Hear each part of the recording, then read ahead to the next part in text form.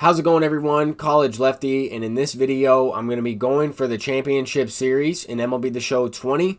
I'm currently at 779 rating, and this opponent will be already in the CS division. I was able to search him up on MLB The Show Nation and check his rating. This guy is already in the CS. He does have a really good team as well. He has Kluber on the mound facing the 99 overall Corey Kluber. This is the second or third time I've actually faced him. He's a very good pitcher. He has a lot of movement on all of his pitches. He has a great repertoire along with one of those slurve pitches, which is really difficult to hit. Probably the best breaking ball in MLB The Show in this video game. But here I got extremely lucky. A good okay pitch, hit 99 on the tip of the strike zone, up and inside. I barely got the PCI up there, and the ball wasn't all the way in the PCI, but it was a two-run shot. So we take the lead. Now he has Juan Soto up at the plate. I had Blake Snell starting this game, and Blake Snell has been a really good pitcher. However, his control is kind of questionable. That was a good feedback on that slider. Just hung it over the middle of the plate. He goes deep. So just as we take a two-run lead, he responds with one run of his own. If you notice, I fast forward to the bottom of the ninth inning. This game, there wasn't too much action. I mean, this opponent had a few base hits here and there. I believe he had 7 or 8 hits. I had a total of 5 hits in that two-run homer. That was the difference of that game. So right there, I mean, pretty low scoring. It was a pitcher's duel. Pretty stressful to pitch in that situation, simply because pitching can be very challenging in this game in general. But I have had a lot more success on Hall of Fame difficulty. As you can see there, he is already in the 800s, 837. So we got 34 points for that win. That's a lot more than I was expecting. That's a lot more than you typically get at the 700s, in the 700-something rating. So anyway, I received rewards for this season. I sold a couple players. I sold some of those special edition diamonds that I had. I also packed Ronald Acuna, so I was able to sell him off. And that's how I have the stubs there in the top right. Now we're going to get a gold card, as well as hop into one more game. We're going to hop into another game of ranked seasons. I actually matched up with that same player the next day. That previous opponent that I just played, I matched up with him the very next day.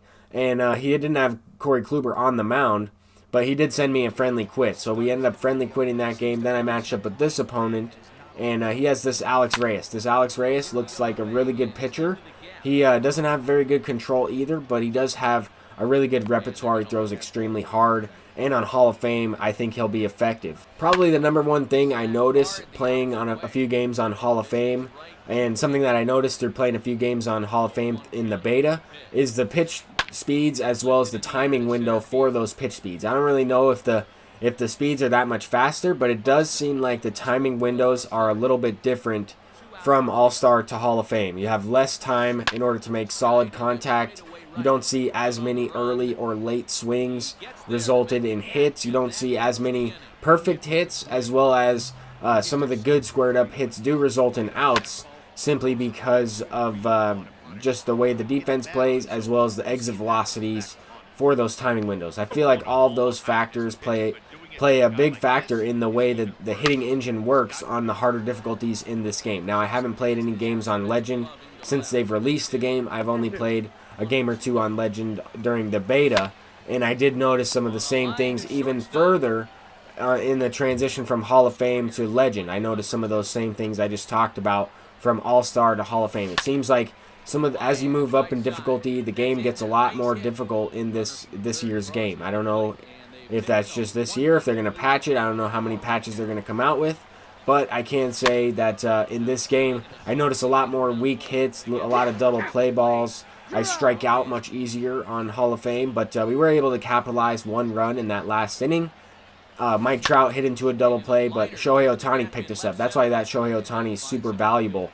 Not only is he a great pitcher, in terms of he can get outs, he throws extremely hard. Sure, he's going to give up runs just like every other pitcher in the game, but I mean, my ERA is about 7 with him, but he seems to get some runs back in each and every game, and he has that bat at the plate, so that's valuable to me. But after giving up a leadoff double to Reggie Jackson, that 99 overall Reggie Jackson is certainly a player I'm looking to get. That's going to be my first choice. The sac fly advances him, and then Javier Baez delivers with the perfect swing into the gap. That sounded like a perfect, at least to me. And that was a hanging curveball. Not the best pitch, but Actually, not quite. It wasn't too far off from where I wanted it. Follow up, another base hit. We have a play at the plate here. Byron Buxton is going to throw out his runner. So that was a big play. Javier Baez gets gunned down at the plate. Didn't get a perfect throw on that meter, but it was off to the left rather than to the right. So that throw was still on target. Catcher didn't have to reach around for the ball and then make the tag. Anyway, next inning, got a base runner. Was not able to capitalize. The opponent gets a base runner, and he is able to capitalize. Another curveball to Javier Baez. I tried to get him to chase below the zone. He somehow went down and got that one, smacked it out to left center field.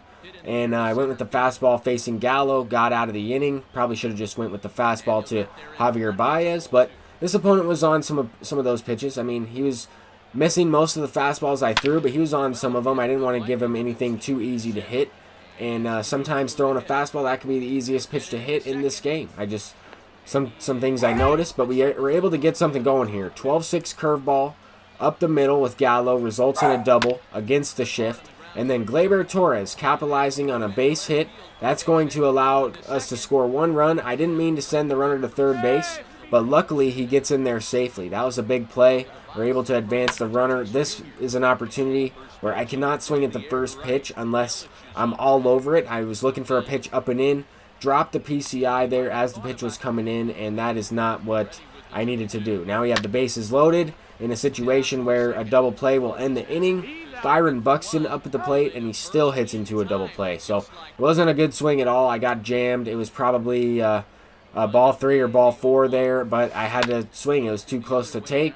I didn't want to strike out. I had Shohei Ohtani coming up next. I probably would have left him in anyway, but anyway, we're still down a run. 3-2 ball game.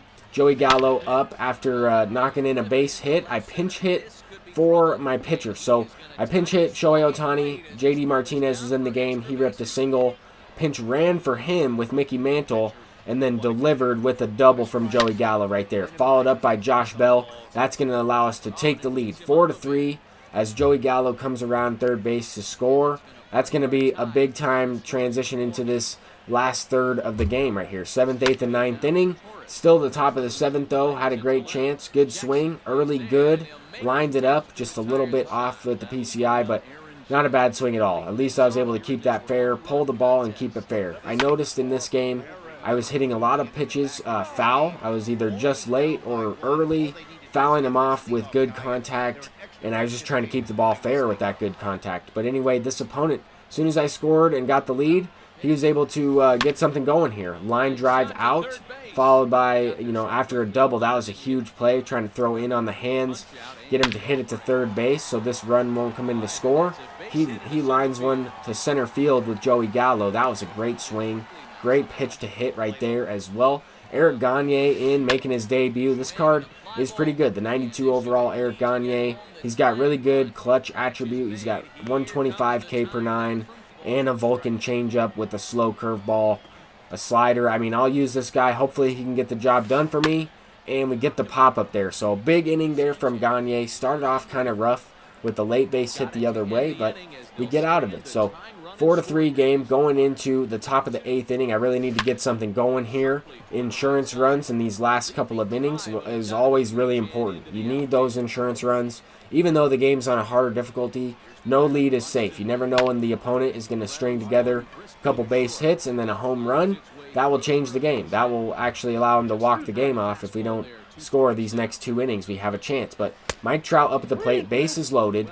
3-2 count. I'm going with the contact swing right here. I'm going with the contact swing.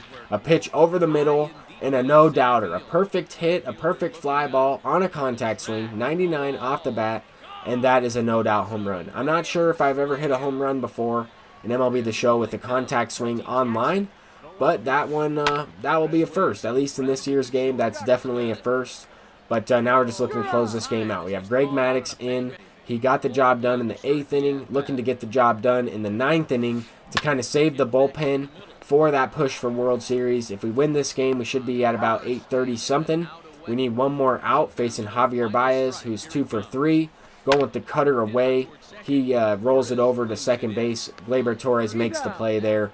So that should get us further along in the Championship Series division. We were 834, so that's not bad at all. We kind of swap ratings right there. I was able to unlock Corey Kluber myself. I went through, was trying to complete some collections, as well as pick up a couple players, go through my inventory. I added Kluber to the rotation. I also picked up Juan Soto. So those guys will be making their debut in the next game. Hopefully you guys enjoyed this video, and I'm trying to make World Series to unlock Rogers Hornsby or Juan Pierre. Peace out.